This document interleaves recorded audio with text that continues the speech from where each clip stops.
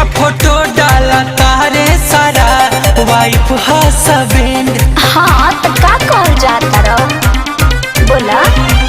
सुना ये जान फेसबुक पाए गो चलाता ट्रेंड। कौन? देखा फोटो डाला तारे सारा वाइफ हस्बैंड। हमारो के हमर दोस्त डले बड़े संचाइले। हाँ तो सुना खेलल चाहता संगे कपल चैलेंज भाई जानी तो हो जाए चपल चैलेंज भाई जानी तो हो जाए चपल चैलेंज। समझ में आयल?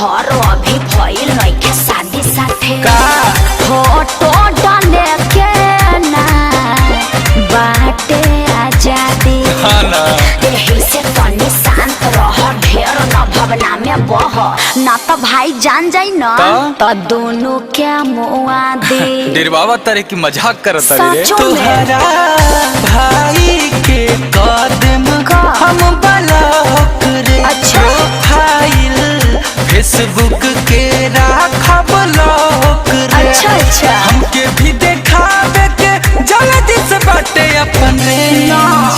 अरे खेलल चाहता संगे कपल चैलेंज भाई जानी तो हो जाए चपल चैलेंज भाई जानी तो हो जाए चपल चैलेंज।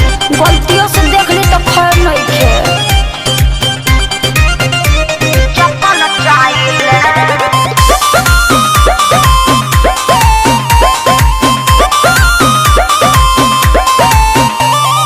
हट से पहिन के तू आजा रेड साड़ी गुंजन का कहले ले बारे सुना सारा तैयारी। ओहो यादव राज रोशन और मारू कुंदन सभे फोटो डाल देले बा। अब हमारे बाबारी तयावर रिश्ता के बात करे घरे हमारा भाई के बनाला पहले साला तब डलबा फोटो तना होई हाला हो। अरे चिंता नहीं करा जिद जाने धरा तो देव सवरे। सुना बोला खेलल चाहता संगे कपल चैलेंज भाई जानी तो हो जाए चपल चैलेंज भाई जानी तो हो जाए चपल चैलेंज। अरे शादी तो तोहरे से करे के बा कोनो शक बा का? ना हो तई ई फोटो डाल दी का? अच्छा डाल दो।